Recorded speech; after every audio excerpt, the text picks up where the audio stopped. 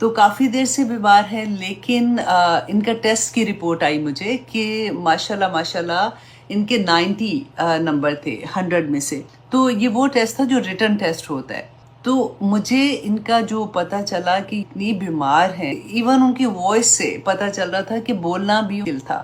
تو اس کے باوجود بھی وہ کوئی کلاس مس نہیں کی ہیں. اگر کبھی بیماری کی وجہ سے یا ہاسپٹل میں ہے یا وہ بالکل نہیں سک رہی ہیں، وہ کلاس اٹینڈ نہیں کر سکتی نا، تو وہ اپنی وائس سے اپنی کلاس کو وہ پورا سبق سنا دیتے. اور پھر وہ ٹیسٹ، جیسے یہ ریٹن ٹیسٹ تھا اور آسان نہیں ہوتا. اسپیشلی آپ سوچیں درد ہوتی ہے جب بیماری ایسی آتی ہے، اور بیماری اللہ سبحانہ تعالیٰ ان کو شفائے کلی عطا کرے، کیونکہ جس طرح سے ان کی محبت قرآن کے ساتھ ہے، اللہ سبحانہ تعالیٰ ان کو اس کا اجر عطا کرے دنیا میں بھی اور آخرت بھی. آمین ثم آمین. اٹ واز ریئلی، اگر کاش آپ ان کی آواز سن سکے نا تو پھر آپ کو احساس ہوتا ہے، کیونکہ ہمارے پاس اتنے بہانے ہوتے ابھی بچے چھوٹے ہیں، ابھی میں جاب کر رہی ہوں، تو ابھی میں یہ کر رہی ہوں، ابھی تو گھر کے کام اتنے ہیں، تو ابھی مہمان آ گئے ہیں تو وہ کلاس آرام سے مس کر دیتے ہیں. لیکن کبھی میں ایسے اتنا پیار آتا ہے جیسے یا پاک پروردگار تو نے واقعی جو اللہ سبحانہ تعالیٰ فرماتے ہیں نا کہ اس کے ولی ہیں دنیا میں، تو ایسی ایسی جگہ ہمیں پتہ ہی نہیں ہوتا کہ کون کون کہاں پہ کیسے کیسے اللہ سے جڑا ہوا ہے.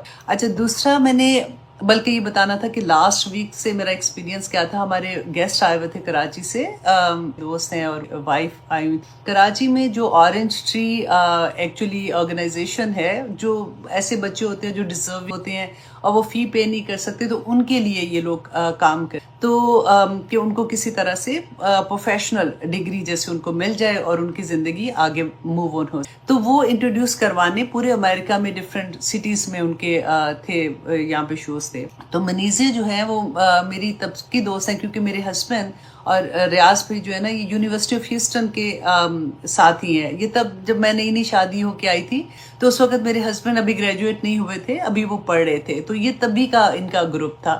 تو آنیسٹلی فرسٹ ٹائم ایسا تھا کہ میں ایکچولی اس کے ساتھ کیونکہ ایک ویک سے رہ رہے تھے نا، کیونکہ دوستیں تو ہوتی ہیں، ہم کبھی فون پہ بات کرتے ہیں، جیسے ڈاکٹر نگہت سوال ہے اور سیم وہی بات ہم لوگ کر رہے ہوتے ہیں. لیکن کسی کے ساتھ رہنے سے اتنا مزہ آیا جس کی حد نہیں، کیونکہ وہ بھی اسی لیول سے پڑھ رہی ہیں، اسی لیول سے قرآن کے ساتھ جڑی ہوئی ہیں. اور مجھے اتنا اچھا، ہم بیٹھتے تھے نا، آپ بلیو کریں کسی کی بات نہیں ہوتی تھی، ایسے جیسے دو پیاسے انسان نہیں بیٹھتے کہ کوئی قرآن کی آیا، کوئی حدیث، کوئی چیز جو کنفیوژن ہوتی ہے کہ اچھا اس کے بارے میں ایسے سنا تھا تو کیا ہے. تو سارا وقت اتنا پیارا عبادت میں، بیسیکلی میں یہی ہنستی تھی کہ دیکھو ہمارا تو سارا وقت عبادت میں گزرتا ہے، کیونکہ ہم سارا وقت ہی بات یہی کر رہے ہوتے ہیں قرآن سے، حدیث سے، رسول اللہ صلی اللہ علیہ وسلم کی سیرہ پہ، اور کچھ نہ کچھ نبیوں کے بارے میں یا صحابہ کے بارے میں، ان کی قربانیوں کے بارے میں، اور اپنی زندگی کے بارے میں کہ ہم کیا کر رہے ہیں اور ہمارے اراؤنڈ کیا ہو رہا ہے. تو سب بیوٹیفل وہ ٹائم جو ہم لوگوں نے اکٹھا گزارا. آج وہ واپس جا رہے ہیں اور مجھے بڑی اداسی بھی ہو رہی ہے ان کے جانے سے. اللہ سبحانہ تعالیٰ جتنے وہ کام کر رہے ہیں، اللہ سبحانہ تعالیٰ ان کو دنیا میں بھی اجر دے، ان کی اولاد میں ان کی خوشیاں دکھائے. آمین ثم آمین. تو آئیے جناب ہم اپنی کلاس کا آغاز کرتے ہیں. آج میں نے سوچا تھا کہ کیونکہ ہم سیرہ کا بھی کورس آپ لوگ کر رہے ہو ساتھ، کیونکہ آج کی جو کلاس ہے اس میں ہم رسول اللہ صلی اللہ علیہ وسلم کے بارے میں پھر سے ہم دیکھیں گے کہ کس طرح سے ان کا جو سفر تھا وہ کیا کر رہے تھے، کیسے لوگ ان کو انکار کر رہے، وہ کس طرح سے پھر سے اللہ سبحانہ تعالیٰ کے سامنے حاضر ہو کے دعائیں کرتے تھے اور اپنی قوم کے لیے کہ ان کو کسی طرح سے ہدایت مل جائے. تو میں تھوڑا سا ان کا شجرہ نسب جو ہے نا میں نے آپ کو ڈیٹیل میں کرا دیا ہوا ہے، لیکن کیونکہ نئے اسٹوڈنٹ بھی آ جاتے ہیں نا، تو پھر میں نے سوچا کہ ایک چھوٹا شجرہ نسب آج آپ لوگوں کو آسانی کے ساتھ یاد کروا دوں، کیونکہ ہمارا دل چاہتا ہے جب ہم پڑھتے ہیں نا کہ رسول اللہ صلی اللہ علیہ وسلم جب پیدا ہوئے تھے تو وہ یتیم تھے، تو پھر ان کے فادر جو تھے وہ کون تھے، ان کے دادا کیا کرتے تھے، اچھا اس کے بعد کیا ہوا تھا، تو ان کی مدر جو تھیں ان کے ساتھ کیا ہوا تھا. تو یہ چیزیں ہمارے اندر رہتی ہیں. اور کیونکہ اب ہم داعیے دین ہیں نا، اب ہم میں سے سب مسلمان داعیے دین ہیں، تو ہم اپنی کمزوریوں کو جب وہ ڈھال بناتے ہیں نا کہ میں اس لیے نہیں داعیے دین بن سکتی، میں اس لیے نہیں کہہ سکتی، میں اس لیے یہ نہیں کر سکتی کیونکہ میرے ساتھ یہی. تو جب ہم رسول اللہ صلی اللہ علیہ وسلم کی زندگی کے بارے میں جانتے ہیں نا تو اتنا حوصلہ ہوتا ہے کہ یا پاک پروردگار وہ تو اللہ کے چنے تھے نا، تو ہمیں بھی تو اللہ نے اسی کام کے لیے چنا ہوا ہے نا، تو ہم ہر بہانے سے، ہر تکلیف سے، ہر مشکل سے کیسے نکل کے وہ کام کرے جس مقصد کے لیے رب نے بھیجا ہے۔ تو آج انشاءاللہ آج کی کلاس آنیسٹلی اگر وہاں اس آیت تک میں پہنچ گئی نا، اتنی پیاری باتیں ہیں کہ وہ بس آپ کو بھی انشاءاللہ مزہ آئے گا ہر کلاس کی طرح۔ تو آئیے دیکھتے ہیں سب سے پہلے کہ عرب میں، ہاں دوسری بات آپ لوگوں کے ٹیسٹ کی ہے، اللہ کرے مجھے یاد رہے، کیونکہ کلاس کے بعد ٹیسٹ آج میں نے پوسٹ کرنا ہے، پہلے جو پوسٹ کر رہے تھے وہ عمرے پہ گئے ہیں، تو اس لیے آپ لوگوں کے اتنے اچھے مارکس آتے ہیں، آنیسٹلی پورے نمبر آپ لوگ لے رہے ہوتے ہو، تو بہت خوشی ہوتی ہے، کیونکہ مجھے پتا ہے نا جب میں آپ لوگوں کے ٹیسٹ سے پہلے وہ ٹیسٹ میں کرتی ہوں ایک دفعہ، پہلے وہ کویشچن ہوتے ہیں، پھر جب ایون دو میں نے خود لکھا ہوتا ہے، جب نمبر دیکھتی ہوں نا تو اتنی ایکسائٹمنٹ ہوتی ہے کہ او مائی گاڈ میرے اتنے نمبر آ گئے، تو میں آئی کین امیجن کہ آپ لوگوں کی خوشی کا کیا حال ہو۔ اچھا جی، اب عرب میں نا جہاں پہ رسول اللہ صلی اللہ علیہ وسلم تھے، ہم وہاں کی بات کریں نا، عرب میں 3 طرح کی اقوام تھی۔ اب بالکل اسی طرح سے سوچے جیسے انڈیا اینڈ پاکستان میں ہم مسلمان بھی ہیں، انڈیا میں ہندو بھی ہیں، سکھ بھی ہیں، پاکستان میں کرسچنز بھی ہیں، ہر طرح کے کمیونٹیز ہوتی ہیں، تو اسی طرح سے عرب میں 3 طرح کی اقوام تھی۔ یہ اپنے اب فنگر ٹپ پہ آپ لوگوں نے یاد کر لینا ہے تاکہ آپ لوگوں کے لیے آسانی ہو جائے، اور ان کو ہم اگر 3 حصوں میں، مورخین جو ہے نا جنہوں نے یہ لکھا ہوا ہے انہوں نے ان کو 3 حصوں میں تقسیم کیا۔ نمبر 1 یہ کہ ایک کو کہتے تھے عرب بائدہ، با اور حمزہ کے ساتھ جیسے لکھا جاتا ہے نا بائدہ، عرب بائدہ میں وہ قومیں آتی تھی جیسے آج بھی انشاءاللہ ہم پڑھیں گے، قوم عاد، قوم سمود، قوم عمالقہ جو کہ ختم ہو گئی، ان کے بارے میں مطلب اسی لیے تو اللہ سبحانہ تعالیٰ قرآن پاک میں بار بار بتاتے ہیں نا کہ تم دیکھو قوم عاد کے ساتھ کیا ہوا تھا، سمود کے ساتھ کیا ہوا تھا، تم جانتے ہو وہ کوئی دور نہیں رہتے تھے کہ انہوں نے اگر اپنے اللہ کا حکم نہیں مانا تھا، اپنے نبی کو جھٹلایا تھا، تو ان کے ساتھ کیا ہوا تھا۔ تو یہ جو عرب بائدہ والے ہیں نا یہ تو ختم ہو گئے یہ قومیں۔ اس کے بعد آتا ہے عرب عاربہ، عین سے، یہ وہ تھے جو یمن کی طرف کے لوگ تھے، اور یہ پیور عربی بولنے والے لوگ جیسے ہوتے، اور پھر ایک تھے عرب مستعاربہ۔ مستعاربہ میں سارے ابراہیم علیہ السلام اور پھر اسماعیل علیہ السلام، کیونکہ وہیں چھوڑ کے گئے تھے حضرت ابراہیم علیہ السلام، تو پھر ان کی نسل آگے چلی تھی۔ پھر اس کے بعد یہود جو تھے، کیونکہ فلسطین بھی ساتھ ہی تھا، تو حضرت یعقوب علیہ السلام کی اولاد سے جو چلے تھے، اور پھر جو مسلمان تھے سارے یہ آتے ہیں عرب مستعاربہ میں۔ تو اب یہاں پہ کیا تھا کہ عرب میں 3 طرح کی زبانیں بولی جاتی تھیں۔ جو جوز تھے نا یہ ان کی زبان جو تھی یہ تھی ہیبرو بولتے تھے یہ لوگ۔ ہم نے پڑھا تھا نا کہ جب رسول اللہ صلی اللہ علیہ وسلم پہ پہلی وحی آئی تھی، واپس جب گھر آئے تھے تو بھی حضرت خدیجہ رضی اللہ عنہا اپنی کزن کے پاس لے، وہ عبرانی زبان بولتی، تو یہ جو یہود کی زبان تھی نا یہ عبرانی زبان تھی۔ اور وہ جو یہود میں سے جب حضرت موسیٰ علیہ السلام کے بعد حضرت عیسیٰ علیہ السلام آتے ہیں، تو ان میں سے جو لوگ عیسیٰ علیہ السلام کے حواری بنے تھے، ٹھیک ہے، وہ لوگ جو تھے وہ عیسائی، اب انہوں نے اپنے آپ کو کرسچن کہلایا تھا، تو ان کی زبان سریانی تھی، سیریا کی جو زبان ہو، ٹھیک ہے، اور جو وہاں پہ تھے عرب میں تھے نا جو مسلمان تھے، پھر ان کی عرب کے جو لوگ تھے وہ ان کی زبان عربی تھی۔ اب یہ 3 طرح کی زبانیں تھیں۔ اب یہ دیکھیے کہ یہاں پر جو ابراہیم علیہ السلام، جو اب ایک چیز آپ نے یہاں پہ بہت غور سے اب کیونکہ یہ چیز جب سمجھ آئے گی نا تو پھر تدبر کرنا آسان ہو جاتا ہے کہ مشرکین مکہ کا ہم بار بار پڑھتے ہیں اور آج کے لیکچر میں بھی پڑھیں گے، ان کو کیوں اتنی کہ تم یہ غلط کر رہے ہو، یہ سزا ملے گی، یہ ہوگا وہ ہوگا۔ یہ لوگ اللہ کو مانتے تھے، رائٹ، یہ لوگ اللہ کو مانتے تھے، یہ خانہ کعبہ کا طواف بھی کرتے تھے، حج کی ڈیٹ انہوں نے بدل دی تھی لیکن کر رہے تھے، مطلب وہ بدعت ان میں آ گئی تھی۔ یہ لوگ کیا کہتے تھے کہ ہم حضرت ابراہیم کے دین پہ ہیں، ایسے نہیں کہتے تھے کہ ہمیں کچھ پتہ ہی نہیں ہے، یہ کہتے تھے کہ ہم حضرت ابراہیم علیہ السلام کے دین پہ ہیں۔ اب دیکھیں بالکل آپ نے نا کمپیریزن کرنا اپنے ساتھ، جب کمپیریزن کرتے ہیں تو پھر ہمیں سمجھ آتی ہے، کیونکہ کہ آج ہم کیا کہتے ہیں الحمدللہ کہ ہم رسول اللہ صلی اللہ علیہ وسلم جو تھے وہ آخری نبی تھے، ہم تو سارے نبیوں کو مانتے ہیں، لیکن ہمارے جو رسول اللہ صلی اللہ علیہ وسلم ہے that was the last prophet۔ اور اتنے سالوں کے بعد جب ہم بول رہے ہوتے ہیں کہ یہ بدعت ہے، یہ نہ کرو، یہ نہ کرو، یہ کہاں سے آتی ہیں؟ کیونکہ ہم لوگ کیا بات کرتے ہیں کہ ہمارے آباء و اجداد کرتے تھے، کیونکہ قرآن تو زندگی میں کھولا نہیں ہوتا نا، اور ہم نے قرآن کو سر سے پڑھا نہیں ہوتا، تو ہمارے اندر دین ہمارے آباء و اجداد سے آتا ہے۔ اب آباء و اجداد نے دین اپنے پاس سے کریٹ نہیں کیا، انہوں نے بھی کسی نہ کسی کو فالو کیا ہوگا، کوئی نہ کوئی ان کے بھی عالم دین ہوں گے۔ آج کے زمانے میں بھی آپ اپنے دیکھ لیجئے کہ ہر طرح کے لوگ ہیں، کئی دفعہ تو حیرت سے بندہ، کیونکہ اب تو میڈیا کا دور ہے تو نظر آ جاتا ہے کہ او مائی گاڈ یہ کیا کر رہے ہیں، وہ جیسے کیا کہتے ہیں، پاؤں کو ہاتھ لگا رہے ہوتے ہیں تو وہ اس طرح والی حرکتیں ساری کر رہے ہوتے ہیں، تو ان کو وہ بھی کسی نہ کسی کو فالو کرتے کرتے یہاں تک آئے تھے۔ اب دوسری بات یہ کہ یہ بتوں کی کیوں پوجا کر رہے تھے، تو اللہ سبحانہ تعالیٰ جو بار بار ہر نبی کے تھرو ایک ہی میسج دے رہے ہیں، یہ ان کو وسیلہ بناتے تھے کہ اللہ سبحانہ تعالیٰ کے یہ وہ مقربین ہیں، اللہ کے پسندیدہ بندے ہیں، جب وہ زندہ تھے ان سے وہ دعائیں کراتے تھے جیسے ہم کراتے، الحمدللہ اس میں کوئی غلط چیز تو نہیں ہے، زندہوں سے دعا کرا سکتے تھے۔ کرتے کرتے جب وہی لوگ فوت ہو جاتے تو پھر ان کے وہ مزار بنا کے پھر ادھر وہ مجاور بن کے بیٹھ جاتے تھے، اور پھر وہ یہ سوچتے تھے کہ اب یہ چلے گئے ہیں اور ان کا کنیکشن تو اللہ سبحانہ تعالیٰ سے زیادہ کلوز ہو گیا، تو یہ یہاں پہ جائیں گے، کیونکہ مجاور جو تھے وہ ان کو یوز کرتے تھے کہ وہ جیسے پیسے لینا اور وہاں پہ قربانیاں دینا اور وہاں پہ یہ سارا کچھ کرنا جو ہے کہ یہاں پہ چڑھاؤ، تو اس سے کیا ہوگا کہ تمہاری دعا قبول ہوگی۔ تو آج بھی آپ سوچیں ہمارے ارد گرد پاکستان، انڈیا، جو ایسے سارے ہماری جگہیں، کیا کچھ نہیں ہوتا۔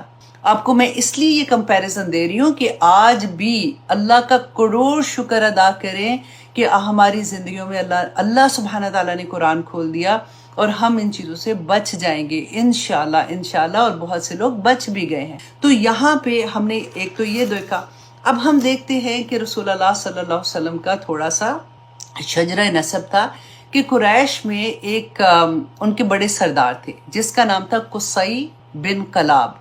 قصی بن کلاب جو تھے نا، یہ بہت بڑا سردار تھا، لوگ ان کی بہت عزت کرتے، انہوں نے بہت نیک کام کرتے یہ اپنے زمانے میں۔ ان کے اب 2 بیٹے تھے، ٹھیک ہے، قصی بن کلاب کے 2 بیٹے۔ اب آپ نے بالکل اسی طرح سے یاد رکھنا ہے تو آپ کو بہت اچھے سے یاد رہ جائے گا۔ ایک کا نام تھا عبددار اور دوسرے کا نام تھا عبد مناف۔ چلے عبددار آپ کو نہ بھی یاد رہے تو چلو کوئی بات نہیں، عبد مناف آپ نے یاد رکھنا ہے کہ ان کے بیٹے تھے 2، اور عبد مناف جو تھے نا، ان کو اب انہوں نے کیا کیا، کیونکہ سردار تھے، انہوں نے وہ ڈیوٹیز جو ہے نا اپنے بچوں میں بانٹی تھی۔ تو عبد مناف کی ذمہ جو ڈیوٹی تھی وہ یہ تھا کہ وہ حاجی جو آتے تھے، آپ سوچیں ابھی رسول اللہ نہیں آئے ہیں، حج اس وقت سے ہو رہے ہیں۔ حج کب سے ہو رہا تھا؟ جب ابراہیم علیہ السلام نے بنیادیں کھڑی کی تھی نا اور پھر دعا مانگی تھی، تو آپ سوچیں تب سے ہی حج ہو رہا تھا نا۔ تو عبد مناف کی ذمہ داری تھی کہ وہ حاجیوں کا پانی پلانا، ان کا ٹیک کیئر کرنا، اور خانہ کعبہ کے متولی، اور یہ سارا وہ کام انہوں نے عبد مناف کو دیا تھا۔ اچھا، عبد مناف جو تھے نا، ان کے بیٹے تھے ہاشم جو تھے نا، یہ رسول اللہ صلی اللہ علیہ وسلم کے پردادا تھے، ٹھیک ہے، ہاشم رسول اللہ کے پردادا تھے اور یہ عبد مناف کے بیٹے تھے۔ اب ہاشم جو ہے نا، یہ مدینہ گئے تجارت کے لیے، تو عرب تو تجارت ہی کرتے تھے، تو یہ تجارت کے لیے جب نکلے ہیں مدینہ کی طرف تو وہاں پہ رہے کافی دیر، جتنی بھی ان کا رکنا تھا۔ وہاں پہ انہوں نے ایک عورت سے شادی کی اور شادی کر کے وہ آگے فلسطین چلے گئے تجارت کی غرض سے، ٹھیک ہے۔ اچھا، اس زمانے میں ایک یہ بھی رواج ہوتا تھا کہ عورتیں جو تھی نا وہ کسی ولی کے اندر رہنا پسند کریں۔ اب تو اسی لیے وہ شادیاں اتنی کرتے تھے، وہ تو اسلام کے بعد ہوا نا کہ اب اللہ سبحانہ تعالیٰ نے فرمایا کہ 4 شادیوں کے زیادہ شادی نہیں کر سکتے، اور اگر آپ انصاف نہیں کر سکتے تو پھر ایک ہی کافی ہے۔ وہ ایک ہی آیا میں اللہ سبحانہ تعالیٰ نے یہ بیان کر دیا تھا۔ تو اب یہاں پہ جو ہاشم ہے وہ مدینہ میں انہوں نے ایک عورت سے شادی کی جس کا نام آتا ہے سلمہ بنت عمر۔ تو ان سے جب شادی کی پھر وہ فلسطین چلے گئے، فلسطین گئے ہیں تجارت کے لیے، تو راستے میں وہ فوت ہو۔ اب یہ جو ان کی وائف تھی، شی واز پریگننٹ، تو ان کا جو بچہ پیدا ہوا تو بچہ جو تھا نا وہ کیا تھا کہ جیسے وہ پیدا ہوتا ہے نا تو بچوں کے بال لائٹ سے ہوتے ہیں، لائٹ کلر کے ہوتے ہیں، ان کے بال کیا تھے، وائٹ تھے بہت زیادہ, سفید بال جیسے. تو ماں نے پیار سے ان کا نام ہی شیبہ رکھ دی. ٹھیک ہے, یہ شیبہ جو تھے یہ چھوٹے بچے جو کس کے بیٹے تھے, ہاشم کے, اور ہاشم کے انتقال ہو گیا جب وہ تجارت کے لیے فلسطین گئے تھے. اچھا, اب یہاں پہ اب فیملی کو پتہ نہیں تھا. اب آج کل کی طرح کی شادیاں تو نہیں ہوتی نا, جب تک 500 لوگ نہ بلا لو تو شادی نہیں ہو رہی ہے. اب وہاں پہ فیملی کو اس وقت نہیں پتا تھا. بعد میں فیملی کو جب مکہ میں پتا چلا کہ ہمارے بھائی ہاشم جو ہے اس نے شادی کی تھی اور اس میں ان کا ایک بیٹا ہے, تو ان کے ہاشم کے بھائی کا نام کیا تھا, مطلب. ہم کیا پڑھتے تھے, ابو مطلب پڑھتے ہیں نا, تو یہ مطلب ہے. اب میں بھی بولوں گی نا, کئی دفعہ میں پچھلے والے لفظ کی طرح بول دوں گی, لیکن میں نے کہا میں آپ کو کریکشن کرا دوں. آپ لوگوں میں سے جو یاد کرنا چاہتے ہیں نا وہ پھر اپنی کریکشن فوراً کر لیتے ہیں, کیونکہ ہماری عمر میں جب ہم کریکشن کرتے ہیں تو واپس اسی میں چلے جاتے ہیں. تو عبد المطلب جو تھے, ان کے بھائی تھے مطلب. تو ان کو جب پتا چلا یہ مدینہ گئے, اپنی بھابھی سے ملے, انہوں نے جا کے کہا کہ آپ ہمارے ساتھ مکہ میں آ جائیں اور ہم آپ کی کفالت کی ذمہ بھی اٹھاتے ہیں. اور آپ کی جو بھی ان کے آپس میں ڈسکشن ہوئی, انہوں نے پھر جب منع کیا جانے سے کہ نہیں میں ادھر ہی ٹھیک, تو انہوں نے کہا کہ اچھا پھر اگر آپ نہیں جانا چاہتی تو یہ بچہ جو ہے یہ ہمارے بھائی کی نشانی ہے, آپ ہمیں یہ بچہ دے دیں, ہم اس کی ٹیک کیئر کریں گے. تو اس بات پہ وہ راضی ہو گئی. انہوں نے وہ بچہ مطلب جو تھے نا ان کو دے دیا کہ ٹھیک ہے آپ اس کو لے جائیں. کہتے ہیں کہ جب یہ بچہ لے کے اب مدینہ سے مکہ کا سفر ہو رہا ہے, اب شیبہ اور مطلب کہاں پہ آ رہے ہیں, مکہ میں آ رہے ہیں. اچھا, مکہ میں اس زمانے میں آپ کو پتہ ہے نا کہ غلام انسان بکتے تھے, جو غلام ہوتے تھے. تو جیسے ہی مکہ میں داخل ہوئے, کیونکہ ایک سفر تھا, کپڑے بھی تھوڑے ایسے ہوئے تھے, حالت بھی تھوڑی سی ایسے تھی, تو انہوں نے مکہ کے لوگوں نے دیکھا کہ مطلب کے ساتھ ایک بچہ ہے چھوٹا سا, تو انہوں نے یہ سوچا کہ یہ غلام خرید کے لائے ہیں. حالانکہ کہتے ہیں کہ وہ بتاتے تھے لوگوں کو کہ یہ میرے بھائی کا بیٹا ہے, لیکن پھر جیسے چھیڑ بھی بن جاتی ہے, بچے سب تنگ بھی کر رہے ہوتے ہیں, تو ان کا نام ہی کیا پڑ گیا, عبد المطلب. یہ جو ہم بار بار پڑھتے ہیں نا عبد المطلب, ان کا اصل نام تھا شیبہ جیسے کہتے ہیں. اچھا, اب یہ کیا تھا کہ جو مطلب تھے نا یہ سردار تھے مکہ کے, بہت بڑے سردار تھے, اور ان کی وفات کے بعد ابو مطلب جو شیبہ تھے, جو ابو مطلب تھے, ان کو لوگوں نے سردار بنا دیا, کیونکہ یہ بہت سمجھدار تھے, ان سے لوگ بہت محبت بھی کرتے تھے. اب یہاں پر کیا ہوا کہ جب یہ جوان ہوتے ہیں, ان کو سردار بنا دیا جاتا ہے, تو یہ کون تھے, رسول اللہ صلی اللہ علیہ وسلم کے دادا تھے. اب ابو مطلب جو تھے ان کے آگے 10 بیٹے, ماشاءاللہ.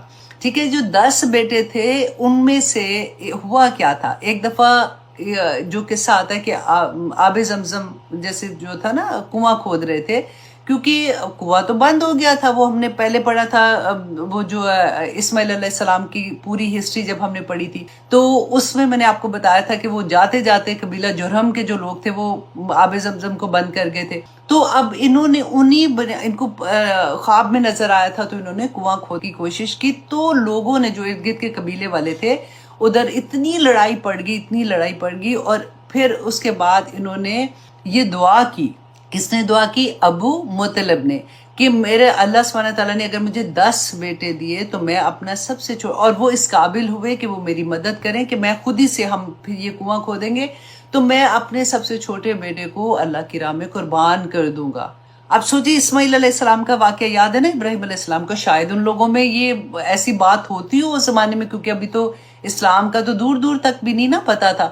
تو اب یہ انہوں نے منت مانگ لی. اب کیا ہوا کہ اللہ نے 10 بیٹے دے دیے. اب سب سے چھوٹا بیٹا جو تھا وہ کون تھا, عبداللہ کون تھے, رسول اللہ صلی اللہ علیہ وسلم کے فادر. اب یہ جب پیدا ہوئے تو ان کو یہ یاد تھا کہ میں نے یہ منت مانگی ہے, تو انہوں نے پھر اپنے وقت کے جو بھی تھے عالم دین جو بھی اس زمانے کے تھے, ان سے یہ پوچھا کہ اب اس کا کفارہ میں کیسے ادا کروں گا, کیونکہ وہ میں ایسے نہیں کرنا چاہ رہا ہوں. تو انہوں نے جو بھی آپس میں ان کی ہوئی بات کہ جی 10 اونٹوں کے برابر مطلب ذبح کر دے تو یہ ہو جائے گا. وہ چٹ نکالنی تھی. اب کیا ہوا کہ پہلی دفعہ جب چٹ نکالی تو پھر عبداللہ کا نام نکل آیا. اب پھر انہوں نے کہا کہ جی 10 اور زیادہ کر دیں, تو 20 اونٹ کیے, پھر عبداللہ کا نام نکل آیا, پھر 30 کیے, پھر عبداللہ کا نام نکل آیا. وہ چٹ نکالتے تھے جیسے تو پھر وہی نام نکل آتا تھا. کرتے کرتے 100 اونٹ تک بات آ گئی, اور جب 100 اونٹ پورے ہوئے تو پھر جب چٹ نکالی تو پھر وہ یہ تھا کہ اونٹ ذبح کرنے کا نکل آیا تھا. تو اس لیے یہ واقعہ بہت مشہور بھی تھا. یہ تھے عبداللہ, ٹھیک ہے.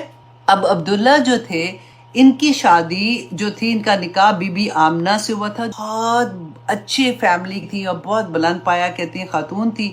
ان کے ساتھ ان کا نکاح ہو گیا. اب جب نکاح ہوا تو یہ بھی تجارت کے لیے مدینہ یا پھر شام, یہ دونوں چیزیں آتی ہیں, ڈفرینٹ اوپینین ہے کہ اس سائڈ پہ گئے ہیں.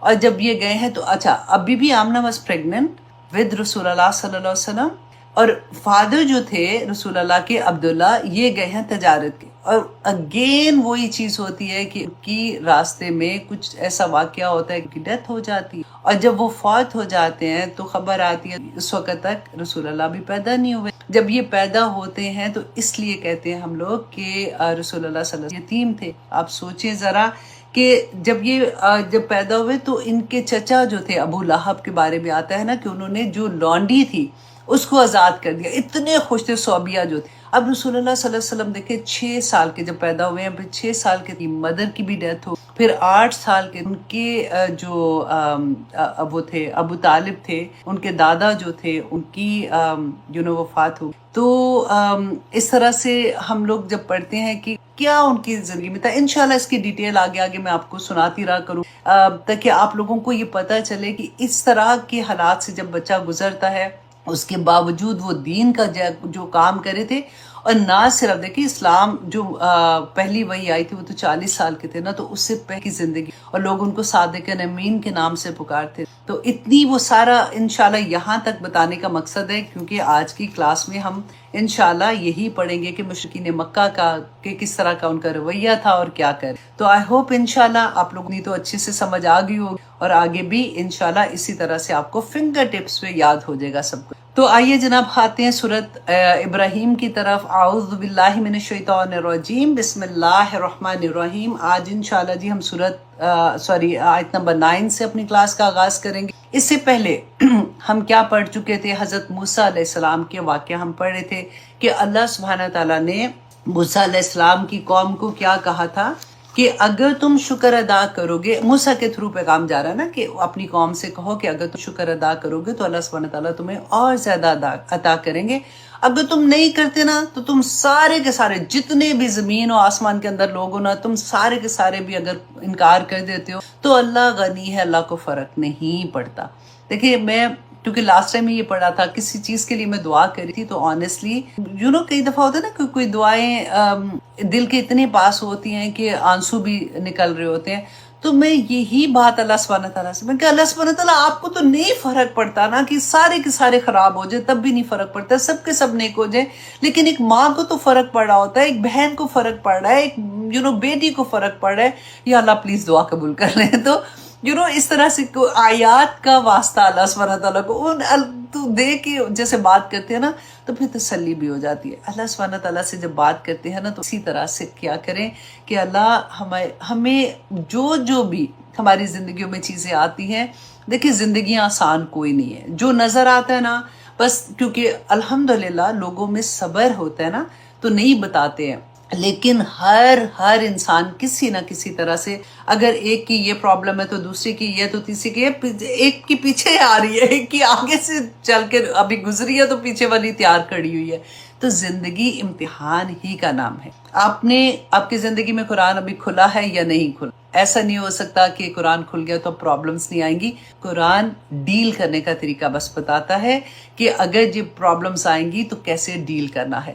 اور زیادہ تر اللہ سبحانہ تعالیٰ نے جو ہمیں سمجھ آتی ہے کہ ہماری زیادہ تر مشکلیں ہمارے گناہوں کی وجہ سے ہی آتی ہیں. آج انشاءاللہ ہم اس کے بارے میں بھی جانیں گے. اب دیکھیے کہ اللہ سبحانہ تعالیٰ فرماتے ہیں الم یأتکم نبأ الذین من قبلکم, کہ اے نبی صلی اللہ علیہ وسلم ان سے کہہ دو, کیونکہ اب کہاں سے کس کے ساتھ خطاب ہے؟ کفار مکہ کے ساتھ, ٹھیک ہے, مشرکین مکہ کے ساتھ, کہ ان سے پوچھو.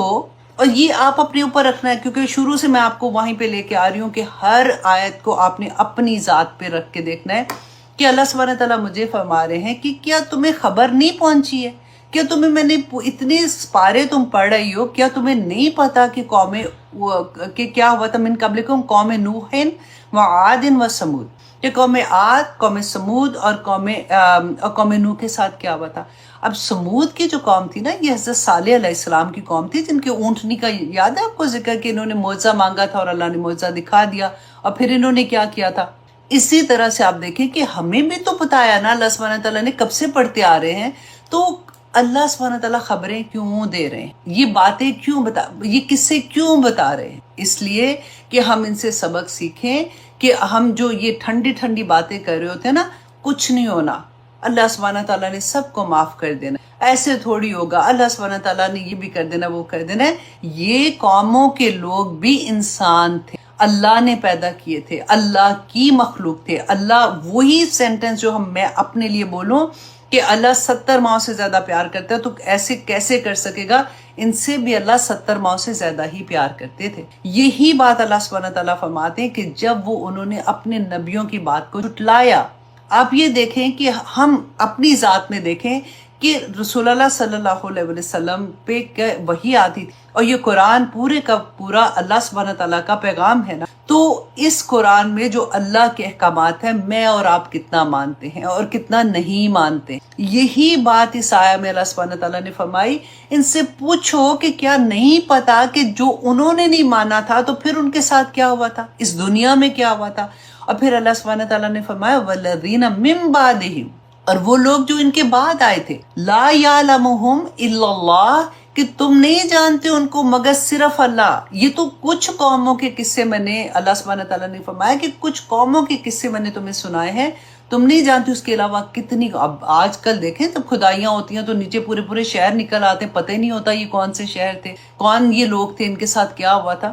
تو اللہ سبحانہ تعالیٰ نے فرمایا کہ تم نہیں جانتے ہو سوائے اللہ کے، کہ وہ جانتا ہے کہ کون لوگ تھے اور ان کے ساتھ کیا ہوا تھا۔ اور وجہ کیا تھی؟ وجہ کیا تھی؟ جاءتہم رسولہم بالبینات، کہ ان کے پاس ان کے رسول بینات لے کے آئے تھے، پوری بینات لے کے۔ آج قرآن بینہ نہیں ہے کیا؟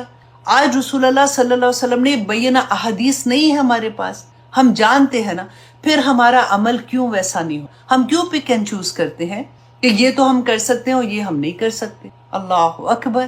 اب دیکھیں، اور اللہ سبحانہ تعالیٰ فرماتے ہیں کہ ان کے پاس ان کے بینات لے کے آئے، فَرَدُّوا أَيْدِيَهُمْ فِي أَفْوَاهِهِمْ، یہ ایک محاورتاً ہوتا ہے، جیسے کہتے ہیں نا کہ کسی کی بات سن کے اس نے انگلی دانتوں میں دبا لی، بالکل اسی طرح سے کہ انہوں نے پھیر لیا اپنے ہاتھوں کو اپنے منہوں پر۔ ایک تو کہتے ہیں بعض نے اس کو ڈفرینٹ طرح سے کہا کہ جیسے وہ کوئی بات کرتے تھے تو کہتے ایسے کہتے ہیں نا، شور ہوتا ہے کہ اس طرح سے کہ ہمیں ہمارے کان میں نہیں سنائی دے، اور کئی دفعہ ہوتا ہے منہ ہی بند کر دو کہ بس کرو اب دیکھو آج اب یہ ساری آیات نا آپ میں سے ہر کوئی داعی دین ہے، آپ اپنی ذات پہ رکھ کے دیکھ کہ کئی دفعہ ایسے ہی نہیں لگتا کہ جب آپ کسی کو اللہ کا کوئی پیغام دینا چاہتے ہو یا بات کر رہے ہو تو کہتے بس کرو نا، وہ ایسے ہی لگتا ہے کہ منہ ہی بند کر دو کہ بس کرو یار، اب تو فن کرنے آئے ہیں، پارٹی میں تو پھر وہی باتیں کرنا شروع۔ کتنی دفعہ ہیوملیشن کا احساس ہوتا ہے، لیکن یہی آیات انسان کو اتنی ایلیویٹ کرتی ہیں کہ دیکھو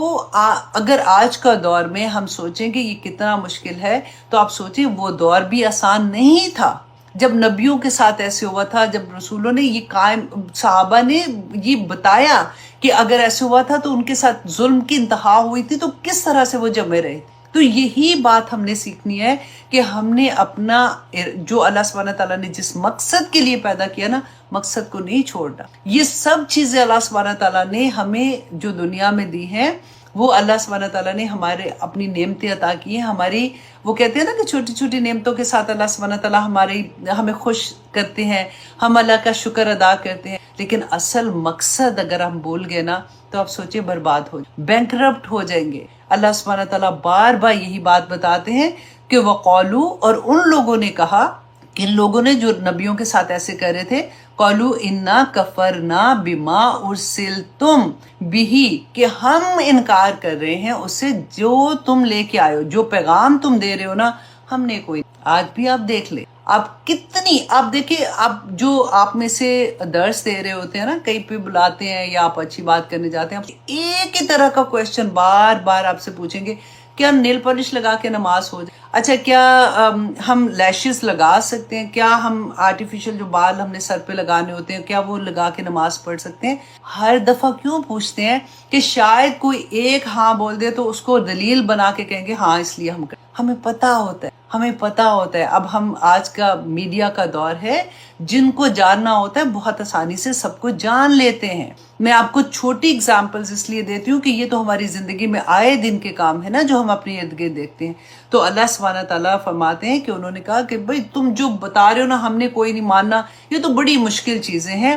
وَإِنَّا لَفِي شَكٍّ مِّمَّا تَدْعُونَنَا، کہ ہمیں تو اس میں شک ہے جو تم بتاتے ہو. تمہیں پتا عقل ابھی 4 دن تو تمہیں ہوئے ہیں قرآن تمہاری زندگی میں، پہلی زندگی کیا بھول گئی ہو؟ تمہیں اتنی پتہ چل گیا، ہم نے تو فلاں کو بھی سنا ہوا. نہیں ایسی بات نہیں ہے، ہمیں تو شک ہے جو تم بات کہ الہی مریب، اور جو تم کہتے ہو اسے بے چین کر دینا والا شک جو ہوتا ہے نا اس کو کہتے ہیں. آپ دیکھیں کہ اگر آپ کو کوئی چیز ایسی بتاتا ہے، فار ایگزامپل میری ذات میں کوئی جو بھی ایک کمی ہے مجھے کوئی بتائے گا نا، میں بے شک اس کو ریئیکٹ کروں گی کہ نہیں ایسے تو نہیں ہے، نہیں ایسے نہیں ہے، ایسے کیا ہوں گی.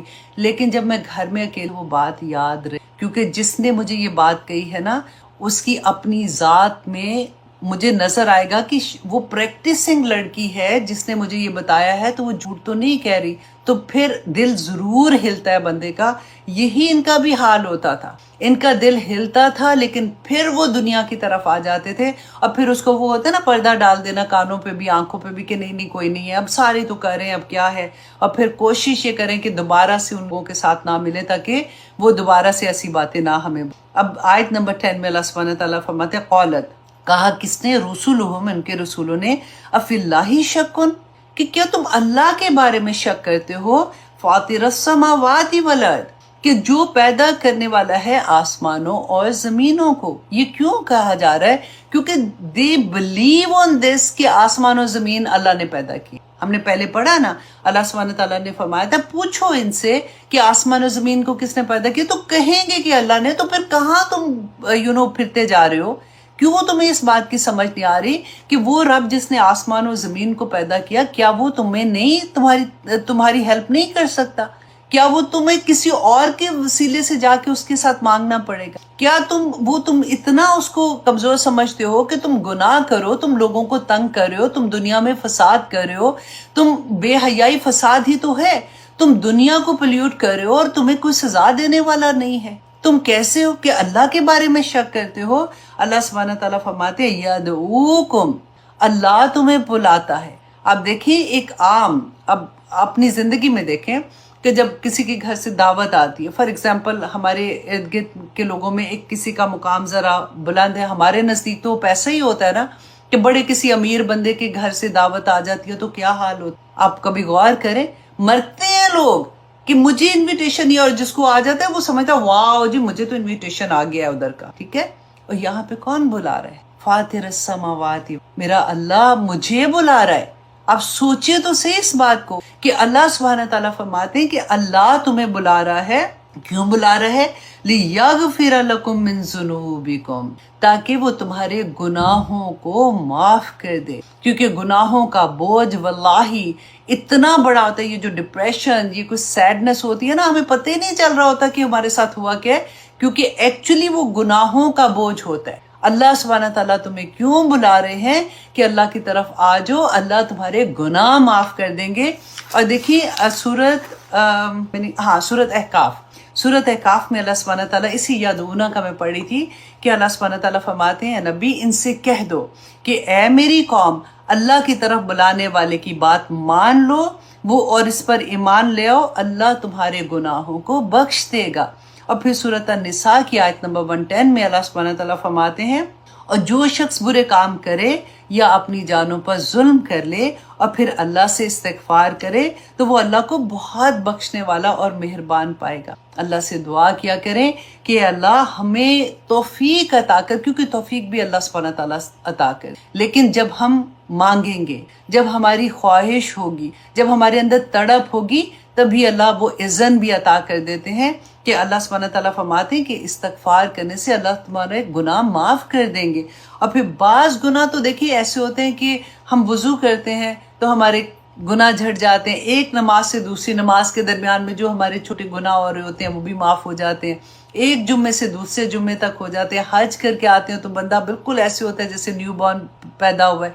अल्लाह सुब्हाना ताला तो मौके देता है, एक दफ़ा पलट तो आओ, मुड़ तो आओ उधर, अल्लाह के आगे हाथ झुक तो जाओ, उसके हुक्म मानने की तैयारी तो कर लो, अहद तो कर लो कि या अल्लाह मैं करूँगी। नहीं होगा ना वल्लाही अल्लाह सुब्हाना ताला ने फिर माफ़ कर ही देना इंशाअल्लाह। कोशिश देखनी है कि मेरी नीयत क्या है कि मैं अल्लाह के अहकामात मानूंगी, क्योंकि नबियों को मानना क्या है। जो कहा था, जो हम मुशरिकीन मक्का का पढ़े कि वो नबियों को नहीं मान रहे थे, तो वो क्या नहीं मान रहे थे? नबी तो ये नहीं कह रहे थे मेरी इबादत करो, राइट? दाई दीन भी कोई नहीं कह रहा मेरी इबादत करो। आप कनेक्शन बना के मैं बता रही हूँ आपको, वो भी ये नहीं कह रहा। पैगाम तो अल्लाह का दे रहे हैं ना।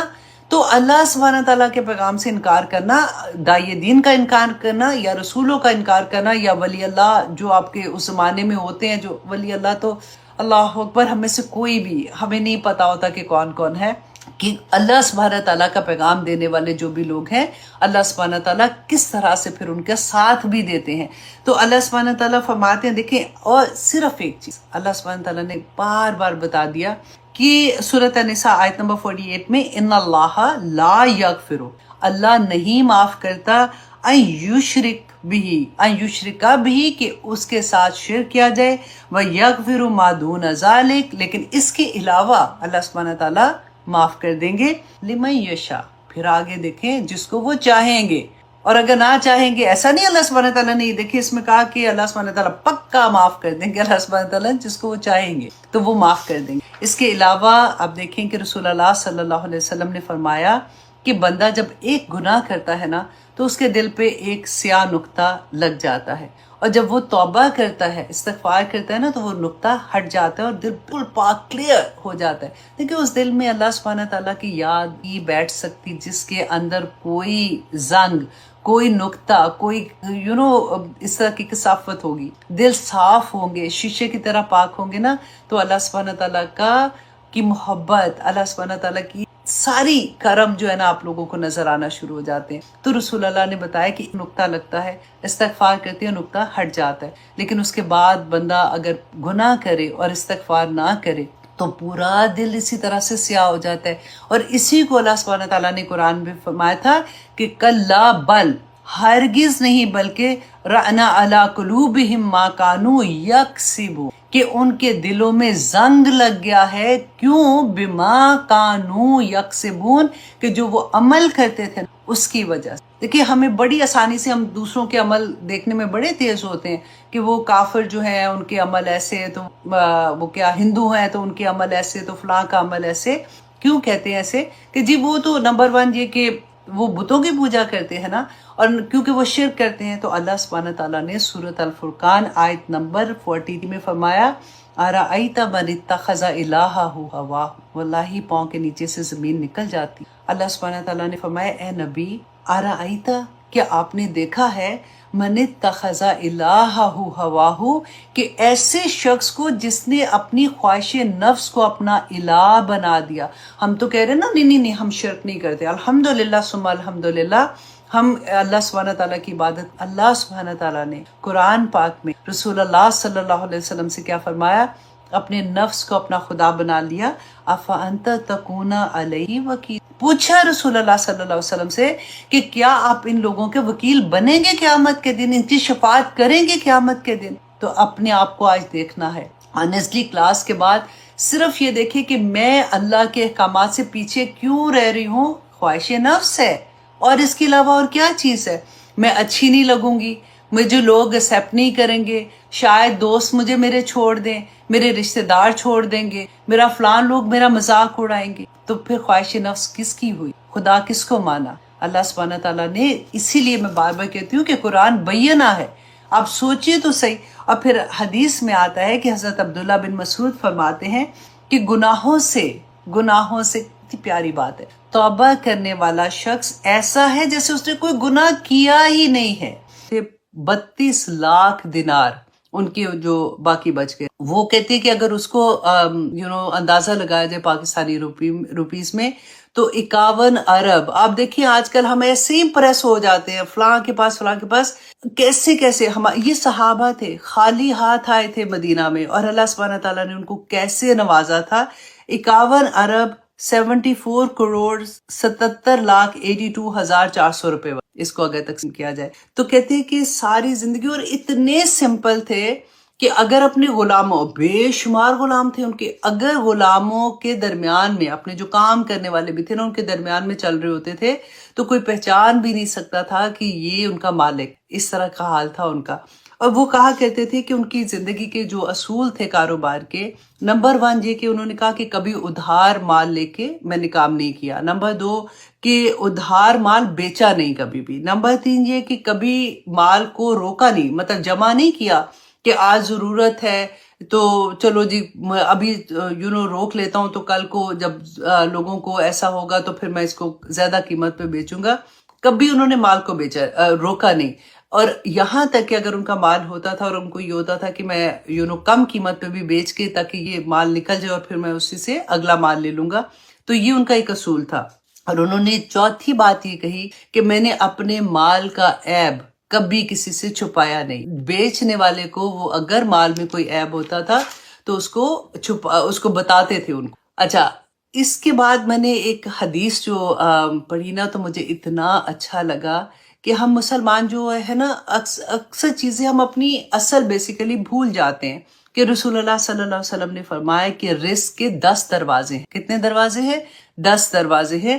ان میں سے 9 دروازے جو ہے نا جو تجارت کرتے ہیں، اپنا بزنس خود کرتے ہیں، انٹرپرنور جیسے کہتے ہیں نا، خود سے کرتے ہیں. 9 دروازے رزق کے جو ہے نا وہ تجارت کی وجہ سے کھلتے ہیں. باقی ایک جو ہے نا وہ پھر سارے اس میں شامل ہو جاتے ہیں. نوکری کرنا جو ہے نا وہ ایکچولی اسلام میں کوئی زیادہ پسندیدہ چیز نہیں ہے. اللہ پاک ہمیں تجارت کرنے کی توفیق دے اور اسلامی اصول پر چل کے تجارت کرنے کی توفیق دے، کیونکہ اس میں بڑی برکتیں ہیں. آمین ثم آمین. تو یہ تھا. میں کوشش کرتی ہوں کہ ونس ان وائل میں آپ کو کبھی کسی صحابہ، کبھی صحابیات، اور کبھی اس طرح سے میں نے بیچ میں آپ کو کچھ اور بھی ٹاپکس پہ بات کی. تو آج میں نے کہا چلو عبد الرحمن بن عوف کے بارے میں بات کرتے ہیں اور دیکھتے ہیں کہ اس تھوڑے عرصے میں اللہ سبحانہ تعالیٰ نے کیسے، اور نہ صرف یہ ایک صحابی تھے، بڑے بڑے صحابیات انشاءاللہ میں آپ کو ان کے بارے میں بھی بتاؤں گی. تو آئیے جناب ہم اپنے سبق کی طرف آتے ہیں. ہم سورۃ نحل کہہ رہے ہیں اور ہم نے دیکھا تھا کہ آج انشاءاللہ ہم اس کی آیت نمبر 38 کریں گے. ٹھیک ہے جی. ہم نے لاسٹ کیا دیکھ رہے تھے کہ اللہ سبحانہ تعالیٰ نے فرمایا کہ اللہ ہدایت نہیں دیتا، لا یہدی من یضل، جو گمراہ کرتا ہے، وما ہدایت نہیں دیتا اسے جسے وہ گمراہ کرتا ہے، وما لہم من ناصرین، اور ان کے لیے کوئی مددگار نہیں ہوتا. تو اللہ کس کو گمراہ کرتا؟ اللہ سبحانہ تعالیٰ خود گمراہ ایسے کرتے نا. اب یہ کانسیپٹ جو ہے نا یہ اکثر بچوں میں بھی ہوتا ہے، اور کئی دفعہ جو علم کے بغیر بات کرتے ہیں ان کو یہ ہوتا ہے کہ اللہ سبحانہ تعالیٰ کہتے ہیں کہ ان کی جو کچھ ہے دنیا میں وہ اللہ کی مرضی سے چل رہا ہے، تو پھر اللہ ہی ہے تو ہدایت دے، ورنہ بندہ کیا ہدایت لے. تو اس طرح کی سینٹنس ہم اکثر سنتے ہیں. دیکھیں کائنات میں، اور ایک دفعہ یہ بھی ہوتا ہے کہ کہتے کہ جی فلاں جگہ پہ جیسے پورے کے پورا گھر چوری کر کے لے گیا بندہ، تو کہتے ہیں جی کچھ چھوڑا تو نہیں، تو یہ اللہ کی مرضی سے کیا ہوا ہے کہ اللہ سبحانہ تعالیٰ چاہتے تھے کہ یہ سارا کچھ ہو جائے. اب ایک یہاں پہ کانسیپٹ بالکل ہمارا کلیئر ہونا چاہیے کہ اللہ سبحانہ تعالیٰ کی کائنات میں اس کی اجازت کے بغیر ہل نہیں سکتی اپنی مرضی سے. رائٹ. ہم نے اسی سورہ میں ہم بار بار پڑھتے ہیں کہ اللہ سبحانہ تعالیٰ، پوری کائنات اللہ سبحانہ تعالیٰ کے لیے مسلم ہے. اللہ سبحانہ تعالیٰ نے جس طرح سے جس چیز کو بنایا وہ اسی طرح سے کام کرے. ایک انسان اور ایک جنات، رائٹ، 2 مخلوق ایسی ہیں. فرشتے بھی عقل میں آتے ہیں نا، لیکن یہ 2 مخلوق ایسی ہیں جو اپنی مرضی کے مطابق راستہ چنتی ہیں. اللہ سبحانہ تعالیٰ کی اجازت کے بغیر کچھ نہیں ہوتا. یہ سینٹنس بالکل اپنی جگہ پہ رکھ کے اس اگلی بات کو سنیے. اللہ سبحانہ تعالیٰ نے حکم دیا، جیسے فار ایگزامپل ایک درخت کو حکم ہے کہ وہ اللہ کی اطاعت کرے. وہ کہتے ہیں نا سجدے کرتے ہیں، سائے بھی سجدے کرتے ہیں، اس کو اللہ سبحانہ تعالیٰ نے یہی حکم دیا ہے کہ اس نے سایہ بننا ہے یا اس نے پھل دینا ہے یا اس کا وہ اسی کے مطابق کام کرے. وہ سورج کو حکم ہے کہ اس نے کب نکلنا ہے، کب غروب ہونا ہے، کب کیا کرنا ہے، وہ اسی کے مطابق کام کر رہا ہے نا. اللہ سبحانہ تعالیٰ نے کیونکہ ہمیں عاقل جو مخلوق پیدا کی ہے اس کے لیے اس دنیا میں جب ہمیں بھیجا تو کیا کہا تھا کہ ہم نے اپنی مرضی سے اس دنیا میں اللہ سبحانہ تعالیٰ کی جو پہچان کرنی ہے راستے بتا دیے. صراط ایک ہی راستہ ہے، اس کے اللہ سبحانہ تعالیٰ نے بینا پورے قرآن میں بتا دیا. ادھر نکلو گے تو غلط راستے پہ چلے جاؤ گے، دیکھو یہ راستہ غلط، یہ ٹھیک راستہ. مرضی ہماری ہے. اللہ سبحانہ تعالیٰ نے حکم دے دیا ہے کہ جو انسان جس طرح سے چلنا چاہے اس کو اس پہ ہی چلانا ہے، رائٹ. تو وہ ساری فورسز جو اس دنیا میں ہیں، دیکھیں ہماری آنکھ پلک پہ بھی فرشتے ہیں، وہ جھپکنے پہ بھی فرشتے، مطلب ایک ایک چیز پہ اللہ سبحانہ تعالیٰ نے فرشتے رکھے جو ہماری حفاظتیں کرتے ہیں. ان کو اللہ کی طرف سے یہی حکم ہے. ہماری سوچ جو کام کر رہی ہوتی ہے نا، اس کو جس طرح سے وہ کام کرتی ہے اس طرح سے اس کو کرنے کا اذن دیا جائے گا. اذن بھی اسی انسان کو اللہ کے حکم سے ہی ملتا ہے. اب وہ برائی میں آگے نکلتا ہے تو وہ نکل جاتا ہے، اگر وہ وہاں سے پلٹتا ہے، وہ توبہ کر لیتا ہے، اس کو سمجھ آتی ہے، وہ اللہ سبحانہ تعالیٰ سے معافی مانگتا ہے، وہ اللہ سے دعائیں کرتا ہے، تو جو ہماری ایون تقدیر میں لکھا ہوا ہے وہ بھی پلٹ جاتا ہے. کیونکہ اللہ سبحانہ تعالیٰ نے فرمایا خود سے کہ جب میرا بندہ میرے سے دعائی تو ایک ہتھیار ہے ہم لوگوں کے پاس، اس کے علاوہ ہمارے پاس ہے کیا. تو اسی لیے سجدے میں جا جا کے دعائیں مانگو. That is the most closest to the اللہ سبحانہ تعالیٰ. جب ہم دعا کرتے ہیں تو یہ ساری چیزیں ہمارے کانسیپٹ کلیئر ہونا چاہیے کہ جو کچھ ہم کرتے ہم اپنی مرضی سے ہیں، اللہ کی اجازت کے بغیر. وہ مرضی بھی ادھر سے ادھر نہیں ہلتی ہے. تو I hope you understand my point. میں سوچ رہی تھی کہ میں کیسے یہ والی بات بتاؤں کیونکہ اکثر لوگ یہ بات کرتے ہیں، تو یہ کانسیپٹ ہمارا کلیئر ہونا چاہیے. تو اب آگے دیکھیے، اعوذ باللہ من الشیطان الرجیم، بسم اللہ الرحمن الرحیم، آیت نمبر 38. وَأَقْسَمُوا بِاللَّهِ جَهْدَ ایمانہم. اب اللہ سبحانہ تعالیٰ یہاں پہ فرما رہے ہیں کہ وہ قسمیں کھاتے ہیں اللہ کی پکی قسمیں. جیسے زور لگا کے نہیں ہم کہتے پکی قسم کھانے والی، پکی دوستی، اس طرح کی پکی قسمیں کھاتے ہیں. کیا کھاتے ہیں؟ کہتے کیا؟ لا یبعث اللہ، کہ نہیں اللہ اٹھائے گا، من یموت، جو مر جاتا ہے اس کو اللہ سبحانہ تعالیٰ نہیں اٹھائیں گے. اللہ سبحانہ تعالیٰ فرماتے ہیں بلا، ہاں ہاں کیوں نہیں، وعدن علیہ حقا، کہ اللہ کا وعدہ تو حق ہے، سچا ہے. اب اس کی ایک شان نزول یہ آتی ہے کہ ایک مسلمان تھا، اس نے شرک سے کوئی قرض واپس لینا تھا تو اس سے مطالبہ کر رہا تھا. تو اس نے یہ کہا کہ اللہ کی قسم جس سے میں مرنے کے بعد ملنے کی تمنا کرتا ہوں. تو مشرک نے کہا کہ کیا تیرا خیال ہے کہ مرنے کے بعد تو اٹھے گا واپس؟ تو اس نے کہا کہ ہاں کیوں نہیں. تو اس نے کہا کہ پھر اس نے قسم کھا کر یہ کہا کہ اللہ کی قسم مرنے کے بعد اللہ سبحانہ تعالیٰ نہیں اٹھائے گا. تو کہتے اس پر پھر یہ آیا نازل ہوئی تھی. اور پھر حدیث میں ہے، ابن عباس رضی اللہ عنہ بیان کرتے ہیں کہ اللہ سبحانہ تعالیٰ، رسول اللہ صلی اللہ علیہ وسلم نے فرمایا کہ اللہ سبحانہ تعالیٰ فرماتے ہیں کہ بندہ جو ہے اس نے مجھے، ابن آدم نے مجھے جھٹلایا حالانکہ اس کو مناسب نہیں تھا کہ. اور پھر اللہ سبحانہ تعالیٰ فرمایا کہ ابن آدم نے مجھے گالی دی حالانکہ اس کے لیے مناسب نہیں تھا کہ مجھے گالی دی. جھٹلانا یہ ہے کہ اللہ سبحانہ تعالیٰ انکار کر دے بندہ کہ میں دوبارہ واپس نہیں اٹھایا جاؤں گا. الحمدللہ مسلمانوں کی عقیدہ نہیں ہے. اور دوسرا یہ کہ مجھے گالی دینا یہ وہ اللہ کی یعنی میری اولاد بناتا ہے. الحمدللہ ہماری بھی عقیدہ. تو اللہ سبحانہ تعالیٰ نے فرمایا کہ میری ذات پاک ہے اس سے کہ میں اپنے لیے بیوی یا اولاد بناؤں. اچھا، اب قسم جو ہے نا، اب اس کے بارے میں بھی ہم تھوڑا سا جان لیتے ہیں کیونکہ ہماری زندگی میں یہ بہت بڑا کردار ادا کرے. دیکھیں، ایک تو وہ قسم ہے اللہ سبحانہ تعالیٰ نے سورۃ البقرہ میں آیت نمبر 225 میں فرمایا لا یؤاخذکم اللہ باللغوی فی ایمانکم، کہ اللہ تمہاری لغو قسموں پہ نہیں پکڑے گا. ولیکن یؤاخذکم بما کسبت قلوبکم واللہ غفور حلیم، کہ لیکن وہ پکڑے گا تمہیں کس پر؟ جو تمہارے دل نے، مطلب جو جان بوجھ کے نہیں ہوتا، ہمیں پتا ہوتا ہے کہ ہم جھوٹی قسم کھا رہے ہیں، اس پہ تمہارا مواخذہ اللہ سبحانہ تعالیٰ کرے گا.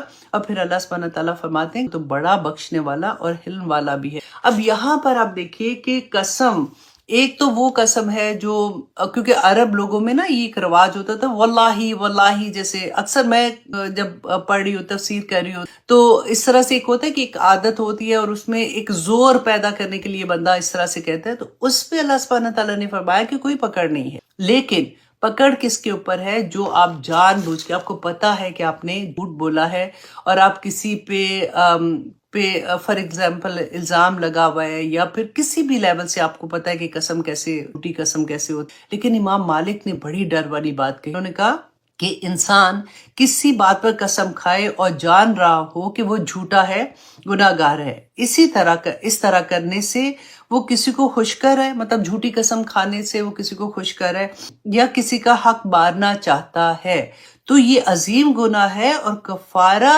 اس کی تلافی نہیں کر سکتا. پھر کیا کرنا ہوگا؟ پہلے توبہ کر کے آپ کو 2 رکعت نماز نفل اللہ سبحانہ تعالیٰ سے وہ بات بولنی پڑے گی، وربلی بولنی پڑے گی کہ میں نے یہاں پہ یہ غلطی کی ہے، میں نے جھوٹی قسم کھائی تھی، اللہ سبحانہ تعالیٰ مجھے معاف کر دیں، اللہ سبحانہ تعالیٰ انشاءاللہ معاف کر دیں گے، دین کفارہ بھی دیں. اچھا، اب اس کا کفارہ کیا ہے؟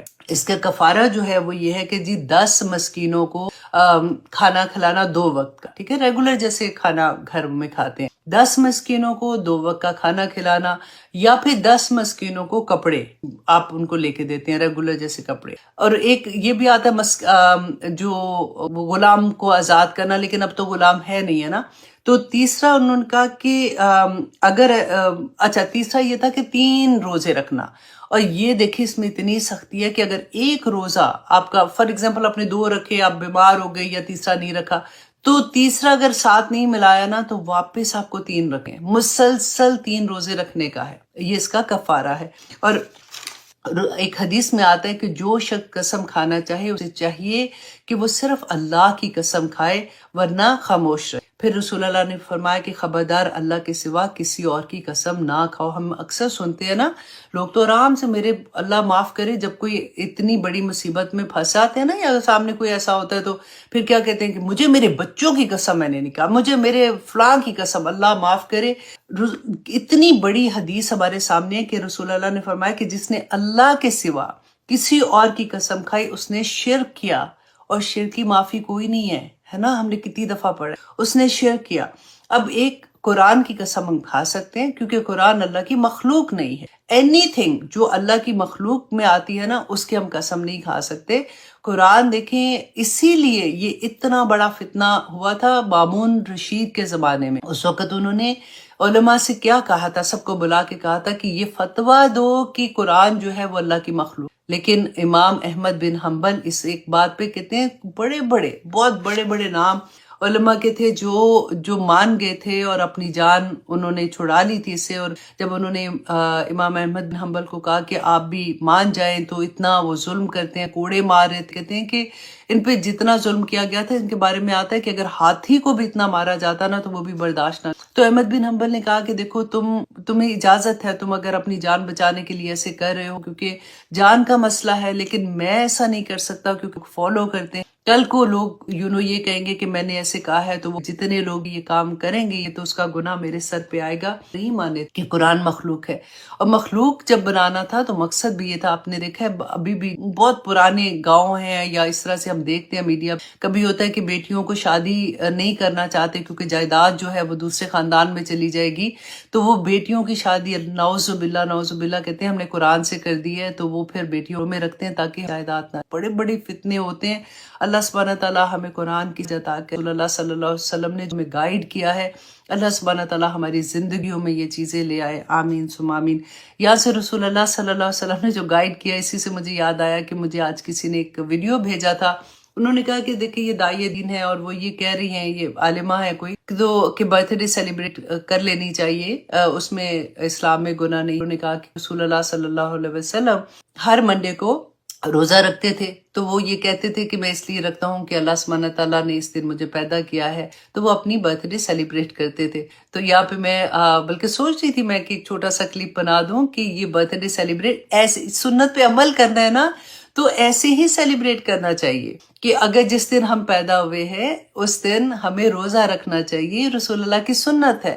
اور پھر جب روزہ کھول رہے ہیں تو آپ کیک کھا لیں، اور پھر اپنے فرینڈز کو بلانا ہے تو بلا لے، اس میں کوئی غلط بات نہیں. ہاں غلط طریقے سے اگر آپ پارٹی ایسی کرتے ہیں جس میں آپ اللہ کو ناراض کرنے والے کوئی کام کریں تو اس کی اجازت نہیں ہے کہ ایسی ایک پتہ ہے کیا اصل میں آپ دیکھیے گا کہ بہت سی چیزوں میں آپ جب اس کو ڈیپ سوچتے ہیں نا کہ مومن کو ٹائم ضائع کرنے کی کیا کہنا چاہیے کہ اس کے پاس اتنا وقت نہیں ہے آنیسٹلی کہ وہ وقت کو ایسے ضائع کر دے. کیونکہ کوئی بھی ایک میں اب سوچتی ہوں کئی دفعہ ایسا ہوتا ہے کہ فرینڈس نے ایسے ہی چلو آج کھانا کھانے جاتے ہیں یا کچھ ایسے تو مجھے یہ لگتا ہے کہ اتنے گھنٹے ہمارے ضائع ہوتے ہیں. جب ہم گھر سے نکلتے ہیں ڈیفینیٹلی پہلے کپڑے چینج کریں گے, کوئی حال حلیہ بہتر کریں گے, گاڑی میں بیٹھیں گے, جائیں گے, وہاں پہ فن کریں گے, جو بھی گپے ہی مار لیں گے بے شک, وہاں سے اٹھیں گے, پھر گھر آئیں گے, پھر ہوں گے, مشکل سے عشاء پڑھیں گے اور سو جائیں. تو اتنا وقت مطلب یہ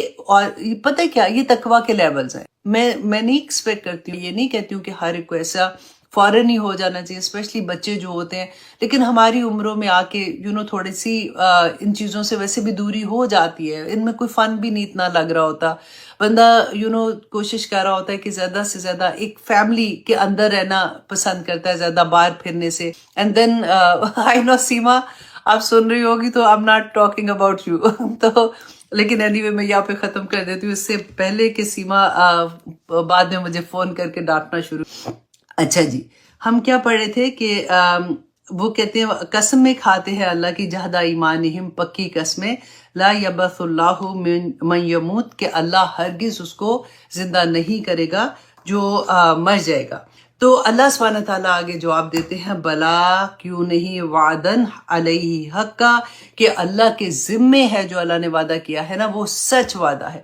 اور کیوں مانتے کیوں نہیں تھے؟ کیونکہ دیکھیں نا جس نے کوئی غلط کام کیے ہوں گے اس کو اگر یہ کہو کہ تمہیں دنیا میں, اکثر آپ یہ دیکھیں کہ ہمارے سامنے ایسے ہوتا ہے کہ جی بچے اتنے خراب کام کیے یا اتنا جھوٹ بولتا تھا یا یہ کیا فلاں پہ یہ چیز کی, لیکن اس کو تو کچھ نہیں ہوا. تو ایک دن ایسا آئے گا جب انسان کو یہ چیز کا احساس ہو جائے نا, کرنے والے کو بھی اور جس پہ کیا ہے, کرنے والے کو اگر یہ احساس ہو جائے کہ یہاں پہ تو میں اپنی پوزیشن کی وجہ سے میں بھی اللہ نے جو نوازا ہوا ہے اس کو غلط طریقے سے استعمال کر کے لوگوں کی نظروں سے بچ جاؤں گا. میں ترب زبان ہوں, تیز ہوں, اور میں بات کو ادھر سے ادھر گھما کے لے جاؤں گا تو کسی کو کیا سمجھ آئے گی, بچ جاؤں گا. وہاں پہ جا کے مجھے ایک ایک لمحے کا جواب دینا ہوگا. تو انسان غلط کام کر ہی نہیں سکتا. اور جس پہ ظلم ہوتا ہے نا, اگر وہ یہ سمجھ لے, یہ پھر صبر کا مقام آ جاتا کہ ٹھیک ہے آج میرے اوپر ظلم یہ بات کا ہوا ہے جو کہ میں نے نہیں کی ہے, میرے اوپر فار ایگزامپل ایسی بات آ گئی ہے, اپنی کوشش ضرور کرنی چاہیے اپنے آپ کو کلیئر کرے. لیکن فار ایگزامپل سامنے والا اتنا ایسے والا ہے کہ آپ بے بس ہو رہے ہو, تو پھر کیا ہے کہ اللہ پہ کہ میرا اللہ سبحانہ تعالیٰ ایک دن میں قیامت کا دن آنا ہے, جواب تو دینا پڑے گا. تو پھر کوئی بات نہیں, میرے اگر کوئی گناہ ہوں گے یا میری کچھ کمیاں ہوں گی تو مجھے اس کی نیکیاں مل جائیں گی, تو انشاءاللہ شاید اسی وجہ سے میں جنت میں چلی جاؤں. تو دونوں طرح سے انسان پھر خیر میں رہ جاتا ہے. تو اللہ سبحانہ تعالیٰ فرماتے ہیں کہ اللہ کا وعدہ وَأَنْتَ الْحَقُّ وَوَعْدُكَ الْحَقُّ وَلِقَاؤُكَ الْحَقُّ وَقَوْلُكَ الْحَقُّ وَجَنَّتُ حَقٌّ وَالنَّارُ حَقٌّ. اتنی پیاری بات لگتی ہے کہ اللہ سبحانہ تعالیٰ کا تو ہر وعدہ ہی سچ ہے. کہاں پہ جا کے بندہ ایسا سوچے, لیکن اس سے پہلے اللہ پر یقین, اس سے پہلے رسول اللہ صلی اللہ علیہ وسلم کی ایک ایک بات پہ وہ کہتے ہیں نا تو پورے کا پورا ٹرسٹ کہ جو کچھ کہا ہے وہ حق ہے. تو پھر اس کے بعد کا یہ مقام آتا ہے. شروع میں تو سب سے پہلے وہی بات ہے کہ اللہ کی محبت مانگو, اللہ کی محبت مل جائے گی تو رسول اللہ صلی اللہ علیہ وسلم کی محبت ملے گی, رسول اللہ کی محبت ملے گی تو دونوں چیزوں پہ جو قرآن ہے اس پہ اور جو حدیث ہے اس پہ عمل کرنا تو بہت آسان ہو جائے گا. اور پھر جب آپ عمل کرو گے کیونکہ وہ دونوں کی محبتیں آپ کے پاس ہے نا, تو پھر انسان اتنا کمپلیٹ ہو جاتا ہے, اس کو پھر کوئی فکر نہیں ہوتا کہ میرے ارد گرد کیا لوگ کہیں گے یا کیسے کہیں گے, کیونکہ اس کی نظر کچھ اور طرح سے کھل جاتی ہے. وہ لوگوں کو اس مقام پہ نہیں دیکھتا کہ ان کے کہنے سے میری زندگی پہ کوئی اثر ہونے والا ہے. وہ اپنی گاڑی کا ڈرائیور خود بن جاتا ہے. ہمارا جسم, ہم پوری گاڑی ایک چلتے پھرتے کار کی طرح نا, میری سوچ, میری فیلنگز, میری ہر چیز نا میں اپنی مرضی سے, مجھے پتا ہے کہ میرے رب کو کیا پسند ہے, میں اس کو کسی اور کو چلانے نہیں دوں. کسی اور کے لفظ مجھے بے چین نہیں کریں گے. یہ مشکل ہے, اس پہ وقت, اس پہ محنت کرنی پڑتی ہے, اس پہ سوچنا پڑتا ہے, رائٹ. جب آپ ایک دفعہ سوچ لیتے ہو نا اس طرح سے کہ میری زندگی, میں اپنے اللہ کے لیے اگر بک گئی ہوں تو میں کسی اور کی خاطر, یہ اللہ کی مخلوق ہے. اللہ نے اگر مجھے اولاد دی ہے تو وہ بھی اللہ کی مہربانی ہے, اللہ کی نعمتوں میں سے ایک نعمت ہے. میرا خاوند, میرے ماں باپ, ان میں سے کوئی رشتہ, میرے دوست, یہ سب اللہ کی نعمتیں. اگر اللہ کی نعمتوں میں سے کوئی ایک نعمت مجھے بادر کر رہی ہے اس راستے پہ جانے پہ جہاں پہ میرا رب نے مجھے حکم دیا ہے اور میں خوشی سے چل رہی ہوں, تو آئی ڈونٹ کیئر. ٹھیک ہے, وہ اگر ناراض ہے, کیونکہ میرے دل میں ان کے لیے کوئی نفرت نہیں ہے, میں تو ان کے لیے بھی دعا کر رہی ہوں نا کہ یا اللہ ان کو بھی وہ دکھا جو مجھے دکھایا ہے, تاکہ ان کو بھی وہ لذت ملے جو مجھے مل رہی. تو ان سے جب آپ کی نفرت نہیں ہوگی نا, تو آپ کی آنکھوں میں, آپ کی باڈی لینگویج میں وہ غصہ نہیں ہوگا جو دوسرے کو آپ سے دور کرے گا. کہ دیکھا, وہ ہوتا ہے نا کہ جب الجھتا بندہ تو ایک تانا کی طرح کی آواز نکلتی ہے منہ سے, تو اس سے دوسرے سمجھتے ہیں کہ یہ اپنے آپ کو بڑی نیک سمجھ رہی ہے, تو وہ چیز بھی نہیں ہوگی. وہ پھر دوسروں سے محبت ہو جاتی ہے کہ یا پاک پروردگار میرے لو ونس کو بھی یہ سکھا دو جو مجھے سکھایا ہے, ان کو وہ فیلنگ عطا کر دو جو مجھے فیلنگ عطا ہوئی ہے. تو پھر سارے خیر میں آ جاتے ہیں. پتہ نہیں کب ہوگا, یہ نہیں پتا, لیکن چاہت تو ہوتی ہے نا. اور ہماری سوچ ہی, ہماری ہارمونز یہاں سے جو نکلتے ہیں نا باڈی میں, خوشی کے, غمی کے, وہ ہماری سوچ کی وجہ سے نکلتے ہیں. جب ہماری سوچ پاک ہو جاتی ہے تو پھر ہماری ہر چیز, آپ سوچیں کہ ہماری سوچ ہوگی تو ہیپی جو ہارمونز نکلتے رہے تو ہم سارا دن خوشی کام کریں. انشاءاللہ مشکل ہے, ناممکن نہیں ہے, لیکن اس پہ کام کریں گے تو اللہ سبحانہ تعالیٰ نے مومن اور مومنات کی جو نشانیاں بتائی ہیں نا, وہ یہی. اللہ سبحانہ تعالیٰ ہمیں توفیق عطا کرے, کیونکہ اللہ سبحانہ تعالیٰ ہی فرماتے ہیں وَلَكِنَّ أَكْثَرَ النَّاسِ, لیکن اکثر لوگ لا يَعْلَمُونَ, نہیں جانتے ہیں. اکثر لوگ یہ نہیں جانتے کہ قیامت کے دن ان کو واپس اللہ کی طرف لوٹ کے آنا ہے. اللہ کا وعدہ سچا ہے, تمہارا ایک ایک لمحہ جو تم اس دنیا میں گزار رہے ہو, اللہ کے سامنے تمہیں اس کا جواب دینا ہے کہ تمہیں جس مقصد سے بھیجا تھا, تمہیں جس مقصد کے لیے ہائر کیا تھا.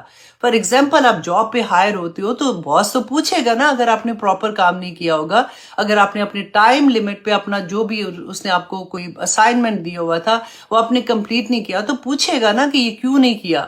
تو ایسا تو نہیں کہ وہ آفس میں جاؤ اور جا کے بیٹھ کے فون پہ لگ جاؤ, باتیں کرنے ادھر سے ادھر اور ادھر سے ادھر جا رہے ہو. اب چلو لنچ بریک آ گیا, لنچ بریک آدھے گھنٹے کا تھا, 2 گھنٹے کے بعد واپس آؤں گے, مجھے کون پوچھنے والا ہے, رائٹ. اگر باس وہاں پہ نہیں ہے فار ایگزامپل, ٹائم پہ کام نہیں کرے گا, جواب تو دینا پڑے گا نا. دنیا کے معاملے میں ہم بڑے سیانے ہوتے ہیں, آنیسٹلی ہمیں اتنی سمجھ ہوتی ہے. اگر وہی بات کہ اگر کیمرہ لگا ہوتا ہے تو ہمیں سب پتا ہوتا ہے, ہم یوں کر کے سیدھے بیٹھ کے کام کر رہے ہوتے ہیں. اللہ سبحانہ تعالیٰ فرما رہے ہیں میں دیکھ رہا ہوں, میں دیکھ رہا ہوں. ہمیں اس کا یقین کوئی نہیں اتنا ہوتا پکا کہ اللہ سبحانہ تعالیٰ بار بار بھولتے ہیں, پھر کوئی غلط کام کرتے ہیں تو پھر یاد ہائے اللہ سبحانہ تعالیٰ از واچنگ, بھی پھر سے کچھ نہ صحیح کام کر. تو وہی بات کہ اللہ سبحانہ تعالیٰ ہمیں اپنی محبت عطا کر دے, آمین ثم آمین. آیت نمبر 39, اللہ سبحانہ تعالیٰ فرماتے ہیں لیبینا, کہ کیوں یہ ایسا کرے گا, قیامت کا دن آنے کی وجہ اب اللہ سبحانہ تعالیٰ بتا رہے ہیں, جو میں اس وقت سے بولی جا رہی ہوں, کہ اللہ سبحانہ تعالیٰ فرماتے ہیں کہ تاکہ وہ بیان کر دے لہم الذی, ان لوگوں کو وہ جو یختلفون, جو اختلاف کرتے. اختلاف کس چیز میں کرتے, کہ رسول اللہ کو نہیں مانتے, بار بار ان کو تنگ کر رہے تھے, اختلاف کرتے تھے. دیکھیے اللہ کو مانتے تھے, بار بار میں آپ کو یہ چیز بتاتی ہوں, اللہ کو مانتے تھے, اللہ کی نہیں مانتے. اب مکی دور کی آیات اگر آپ دیکھیں نا پورا قرآن میں, آپ مکی دور میں سوائے اس کے اللہ سبحانہ تعالیٰ نے کوئی احکامات کوئی نہیں آ رہے تھے. نماز بھی فرض تو جا کے مدینہ کے پاس ہوئی ہے. ہر حکم, پردے کا حکم اور شراب کا حکم, تو سود کا حکم, یہ سارے کے سارے احکامات مدینہ میں جا کے 13 سال مکہ میں رسول اللہ صلی اللہ علیہ وسلم واز ان مکہ. اور مکہ کے اندر کتنے بت تھے نا, رسول اللہ وہاں پہ جاتے تھے, دعائیں کرتے تھے, لیکن وہ اس وقت وہ اس سچویشن میں نہیں تھے کہ وہ بتوں کو نکال سکتے. بت کب وہاں سے نکلے, جب فتح مکہ ہوئی ہے, اس سے پہلے تو وہاں پہ بت ہوتے تھے. مشرکین مکہ سمجھتے تھے ان سے زیادہ کوئی نیکی کوئی نہیں, کہ اللہ کے گھر کی عبادت تو وہ کرتے, اس کی حفاظت کرنے کے لیے اس کے رکھوالے تو وہ ہیں, چابیاں ان کے پاس ہیں. تو یہ نئے مسلمان آگے یہ کہتے ہیں کہ ہم اللہ کے زیادہ چاہیے. اللہ اکبر, ایسے ہوتا ہے. دیکھیں اللہ سبحانہ تعالیٰ نے پھر یہاں پہ جو ظاہر کیا کہ قیامت کا دن جب آئے گا تو حق کا فیصلہ اس دن ہوگا. جو کچھ ہے اگر قرآن کو نہیں مانتے تو پھر تو پھر ان کی اپنی زندگی ہے. پھر ان کی جو نیکیاں تھی نا مشرکین مکہ کی، آج بھی جو ڈر کیا ہوتا ہے کہ قرآن نہیں کھلا زندگی میں، قرآن نہیں جانتے ہو، ادھر سے سن لی نیک بات، ادھر سے سن لی، اپنے آپ اندر بلٹ ان نیکیاں جو ہے اس کے مطابق اپنی زندگی گزار لی. تو مشرکین مکہ بھی تو یہی کر رہے تھے. اور کیا کر رہے تھے؟ ان کے بھی جو بڑے بڑے، ان کے کیا بزرگ نہیں تھے؟ ان کے بھی جو ابو جہل تھا، اس کا نام ابو الحکم تھا، وہ بڑے بڑے فیصلے کرتا تھا. ان میں بھی نیک لوگ ہوتے تھے. جو خانہ کعبہ میں پہلا بت لے کے آیا تھا وہ کون تھا؟ جو عمر بن لوئی، رائٹ، عمر بن لوئی. تو وہ کون تھا؟ ان کا نیک بندہ، ان کا جیسے عالم دین ہوتے ہیں نا، اس طرح کا تھا. اب وہ انہی کے پیچھے لگ کے کہ اگر یہ کر سکتا ہے تو مطلب اس نے ٹھیک ہی کیا ہوگا، ہمیں تو کیونکہ پتا کوئی نہیں ہے. اب ابراہیم علیہ السلام کے بعد، اسماعیل علیہ السلام کے بعد تو اتنے سال ہو گئے تھے، اتنے قریب سال تو ہمیں رسول اللہ صلی اللہ علیہ وسلم کے بعد ہو گئے. اور ہم بھی کیا کوشش کریں، قرآن کو مضبوطی سے تھام لے، حدیث کو مضبوطی سے تھام لے کہ ہماری زندگی میں کوئی ایسی چیز نہ ہے. کیونکہ ادھر ادھر دیکھتے ہیں تو ہم بھی سوچتے ہیں اچھا اس نے ایسے کیوں کیا، یہ تو لگ رہی ہے، یہ تو پریکٹسنگ مسلمان لگتی ہے، تو پھر بھی یہ ایسا کام کرے. کتنے لوگوں کے بارے میں آپ کو جب بات کرتی ہوں، دے آر انوالو ان دا مسجد کی کمیٹی میں ہے، لیکن جب وہ نیو ایئر کی پارٹی کریں گے تو اللہ اکبر کہ امریکن کیا پارٹی کریں گے، اور وہ ساری چیزیں میں نام نہیں بولنا چاہتی ہوں، وہ سب پینا پلانا ہوتا ہے جو ان کی پارٹیز، اور وہ مسجد میں بھی انوالو ہیں. یہ جو ایسی والی چیزیں ہوتی ہیں جو میں کنفیوز کر کے رکھ دیتی ہوں، ہائی اتنا بڑا نام ہے، پیسہ بھی ہے، گھر بھی اتنا بڑا، گاڑیاں اتنی بڑی، مسجد میں بھی انوالو ہیں، دیکھو کتنے نیک ہیں، نمازیں بھی پڑھنے جاتے ہیں اور ساتھ ایسی چیز بھی کر رہے ہیں. یہ ہماری آنکھوں کے سامنے ہو رہا ہے. آج کل بچہ حافظ قرآن ہے، الحمدللہ ثم الحمدللہ. سارے ایسے نہیں ہیں، الحمدللہ بہت اللہ کا کرم ہے، تبھی تو دنیا چل رہی ہے، اور زیادہ تر لوگ اچھے ہوتے ہیں. لیکن اس کے ساتھ ساتھ اگر جا کے وہ لاس ویگس میں بھی جاتا ہے، کوئی بات نہیں، اب کیا دنیا نہیں ہے ساتھ اللہ سبحانہ تعالیٰ رکھی ہوئی. تو یہ چیزیں ہماری زندگیوں میں چل رہی ہوتی ہیں. تو قرآن ہمیں راستے میں، جیسے ہوتا ہے نا، ماں نے کیا روکنا ہے. آنیسٹلی ماں تو بات میں ڈر کے بیچاری چپی ہو جاتی ہے کہ بچے ماں سے بھی بڑے ہو جاتے ہیں. قرآن ہمیں جگہ جگہ روکتا ہے، بتاتا ہے رکو، دیکھو، ایسے نہ کرنا، ایسے نہ کرنا، کیونکہ آخرت میں حساب ہے. اللہ سبحانہ تعالیٰ فرماتے ہیں تاکہ جو اختلاف ان کی دنیا میں تھے، قیامت کے دن اللہ سبحانہ تعالیٰ اس کا فیصلہ کر دے گا. تو یہ دنیا میں سوچ لو، اگر کوئی بھی، یہ تو اختلاف اسلام کے بارے میں آپ کو بتا رہی ہوں، دین کے بارے میں بتا رہی ہوں، اگر گھر میں کوئی اختلاف ہے، بچی کی فار ایگزامپل نئی شادی ہوئی ہے، سسرال میں گئی ہے، اب تو سسرال والے ویسے بہت اچھے ہو گئے، لیکن فار ایگزامپل ہر جگہ پہ تو فرق ہوتا ہے نا. اگر کوئی مسئلہ ایسا آ رہا ہے کہ وہ نہیں بتا سک رہی، نہیں کہتی بھی ہے، کوئی ماننے کو تیار نہیں، ایون ہسبینڈ تنگ کرنے والے کئی دفعہ ہوتے ہیں، اور ایون بیویاں بھی ہوتی ہیں ویسے، ادھر وے، تو نہیں فیصلہ ہو پا رہا کہ کیا ہے کیا نہیں ہے. پھر دوسری پارٹی کے لیے میں یہ کہوں گی کہ صبر. دیکھیں ایک دن آئے گا، اور آگے آپ دیکھیں گے اتنی پیاری بات اللہ سبحانہ تعالیٰ فرماتے ہیں، دنیا میں اللہ تعالیٰ دکھاتے ہیں، ہمیں پتہ ہے کیا ہوتا ہے، اچھا آخرت میں دکھائیں گے، پتہ نہیں آخرت میں کیا ہوگا، ہم دیکھ بھی سکیں گے کہ دنیا میں بھی. اللہ سبحانہ تعالیٰ بس صبر، اللہ سے مانگو، اللہ سبحانہ تعالیٰ انشاءاللہ دے گا. اور فی اس میں اچھا نوٹس کے اتنے لمبے پیپر ہیں. اچھا، وَلِيَعْلَمَ الَّذِينَ، تاکہ جان لے وہ لوگ جنہوں نے کفروا، کفر کیا. اچھا جی، اب یہ کیا ہوا ہے؟ اچھا جی، وَلِيَعْلَمَ الَّذِينَ كَفَرُوا، اور تاکہ جان لے وہ لوگ کفر کیا تھا، اِنَّهُمْ كَانُوا كَاذِبِينَ، کہ وہ جھوٹے تھے. تو اللہ سبحانہ تعالیٰ انشاءاللہ قیامت کے دن سب فیصلے کر دیں گے کہ کون سچا تھا، کون جھوٹا تھا. قیامت کے دن سب کچھ بینہ نظر آ جائے گا. اکثر لوگ یہ کہتے ہیں کہ قیامت کے دن کسی کو نہیں پہچانے گا، تو پھر کیا پہچانے گا؟ تو میں کہتی ہوں ہاں پہچانے گا، بالکل پہچانے گا. کیونکہ دیکھیں کئی دفعہ ہوتا ہے نا کہ ایک چیز آپ بیان کی جاتی ہے کہ قیامت کے دن کوئی اتنی افراتفری ہوگی اور اتنی دہشت ہوگی، کسی کو نہیں پہچانے گا. وہ فرق طرح کی بات کو ایکسپلین کیا گیا ہوتا ہے. اب یہاں پہ دیکھیں اس دن مطلب پہچاننے کا یہ ہوگا کہ اگر کوئی نیکی لینے آ رہا ہے تو کسی کو نہیں دے گا، وہ کہے گا کہ میں تو خود ابھی امتحان میں پھنسا ہوں، میں پاس تو ابھی مجھے نہیں پتا میں نے پاس ہونا ہے. لیکن جہاں پہ اللہ سبحانہ تعالیٰ نے فرمایا کہ نامہ اعمال دائیں ہاتھ میں آئیں گے جن کے نیک عمل ہوں. اب دیکھیے شروع سے ہی آپ دیکھیں کہ قبر سے لے کے اب جان نکلنے سے لے کے فار ایگزامپل ہم اس وقت ہم اس دنیا سے جا رہے ہوتے وہاں پہ سے لے کے تو پتہ چلنا شروع ہو جاتا ہے.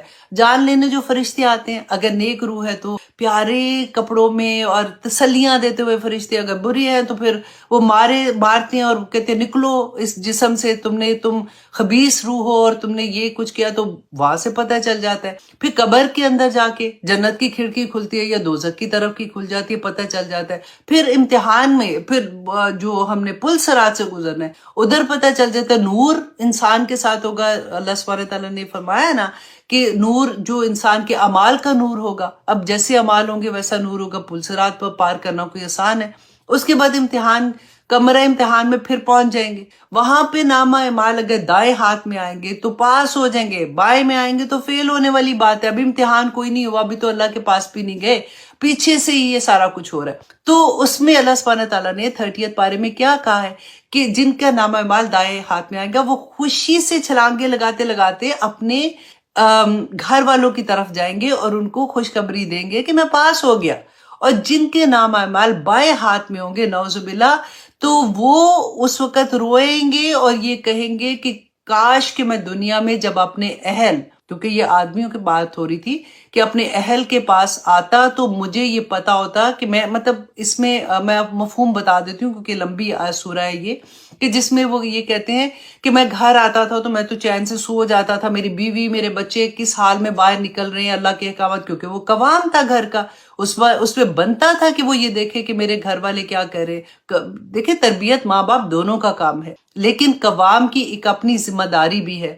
تو وہ وہاں پہ روئے گا اس بات کو دیکھ کے کہ میری وجہ سے میں نے اپنی فیملی کے ساتھ کیا کیا اور میں خود کس مصیبت میں پھنسا تھا. 30 پارے میں پڑھ کے یہ سب کچھ ہے. اس میں اللہ سبحانہ تعالیٰ فرماتے ہیں انما، کہ بے شک، اب یہاں پہ جواب اللہ سبحانہ تعالیٰ مشرکین کو دے رہے ہیں، انما قولنا، کہ ان کو یہ لگتا تھا نا کہ لوگ قیامت کیسے آئے گی، اتنا یہ جو میں آپ کو پورا حساب کتاب بتا لو، یہ ایسے اتنا مشکل کام، ہم اتنے سے تو ہم انسان ہیں، ایک ٹھا کر کے کوئی ڈراتا ہے تو ہم ڈر جاتے ہیں، تو کہاں ہم یہاں سے گزر کے پھر آگے پہنچ رہے ہوں گے، پھر زندہ بھی رہ رہے ہوں گے، تب کیسے ہوگا. تو اللہ سبحانہ تعالیٰ بتاتے ہیں کہ یہ کرنا اللہ کوئی مشکل نہیں ہے. انما آتا ہے زور جب دینا ہوتا ہے نا کسی بات پہ تو اس کے لیے آتا ہے بے شک قولنا، ہمارا کہنا، ہمارا لشیئن، کسی نکرہ ہے، کسی بھی چیز کا، جو چیز بھی آپ امیجن کر سکتے ہو نا، کسی چیز کا، اذا اردناہو، جب ہم اس کا ارادہ کرتے ہیں، ان نقولا، یہ کہ ہم کہتے ہیں، لہو کن، اس کو کہتے ہیں کہ کن فیکون، تو وہ اللہ کے لیے کوئی مشکل ایک کن پہ پوری دنیا میں جب سے آدم علیہ السلام سے لے کے آخری وقت تک کے ہر انسان کا نامہ اعمال نکل کے باہر آ جائے. ایک چپ ہمارے یہ لگی ہوئی انہوں کی وہ آئی آیت میں ہے نا کہ ہر ایک انسان کا جو بھی نامہ اعمال ہے نا، کرامن کاتبی لکھ رہے ہیں نا، تو یہ سارا کچھ کہ حاضر اس دن تو ایک ایک چیز، زمین بولے گی، آسمان بولے گا، ہوائیں گواہی دیں گی، اور ہماری جلدیں، میں نے آپ کو یہ پہلے بھی بتایا تھا نا، یہ بولیں گی. اور قیامت کے دن اللہ سبحانہ تعالیٰ جب یہ کہیں گے تو انسان اپنی جلدوں کو خود کہے گا کہ تم میرے خلاف کیوں گواہی دے رہی، تم تو میری ہو نا. تو وہ کہیں گے کہ آج اللہ سبحانہ تعالیٰ نے ہمیں گویائی بخشی ہے، زبان بخشی ہے، تو ہم کیوں نہ بولیں. تم نے جو گناہ کیے دنیا میں، ہماری جلدیں بولیں گی. اللہ اکبر. تو اللہ سبحانہ تعالیٰ کہتے ہیں کہ میں تو ایک کن کہتا ہوں تو فیکون ہو جاتا ہے. والذین ہاجروا، اب آیت نمبر 41 میں اللہ سبحانہ تعالیٰ فرماتے ہیں وہ لوگ جنہوں نے ہجرت کی. کیسے ہجرت کی؟ اب ہجرت تو دیکھیں نا، پرندے بھی کرتے ہیں، ایک جگہ سے دوسری جگہ جاتے ہیں، انسان بھی ہجرت کرتے ہیں. میں پاکستان سے فار ایگزامپل امریکہ آئی ہوں، تو میں کیوں آئی ہوں، میرا مقصد کیا تھا؟ مین تو یہ ہے نا، ہجرت کرنا ہی صرف کافی نہیں ہے. والذین ہاجروا فی اللہ، اللہ کی خاطر، من بعد ما ظلموا، اس کے بعد کہ ان پر ظلم کیا گیا تھا. یہ کن کے بارے میں بات ہوئی؟ دیکھیں، کسی بھی جگہ پہ، کسی بھی ملک میں جہاں پہ کوئی مسلمان رہتا ہے، اس کو یہ ہے کہ اسے ظلم کیا ہو رہا ہے کہ اس کو اپنے عقیدے پہ قائم رہنا مشکل ہو رہا ہے، اس کو اپنی فرض جو ہے اس کو وہ پورے نہیں کرنے دیے جا رہے، اس کو نماز نہیں پڑھنے دی جاتی، اس کو حجاب نہیں لینے دیتے عورتوں کو، یا ان کی مسجدیں جلائی جا رہی ہیں، یہ اس طرح کی جو بھی چیز ہوتی ہیں. اور اس کی وجہ سے اللہ کی خاطر وہ جب ہجرت کرتے ہیں تو ان کے انعامات اللہ سبحانہ تعالیٰ یہاں پہ بتا رہے ہیں، وہ ان کے لیے نہیں ہے جو ہم لوگ تو کیوں آئے، میاں میرے ابھی یونیورسٹی آف ہیوسٹن میں پڑھ رہے تھے تو چلو جی میں بھی آگے ادھر بہتر زندگی کے لیے آئے، رائٹ. تو یہ اس میں یہ والی چیز نہیں آتی ہے. یہ کوئی بھی اپنی جاب کی خاطر جاتا ہے یا کسی بھی طرح سے، تو ان کے لیے یہ نہیں ہے. ہجرت صرف اس لیے کہ اللہ کی خاطر کی ہو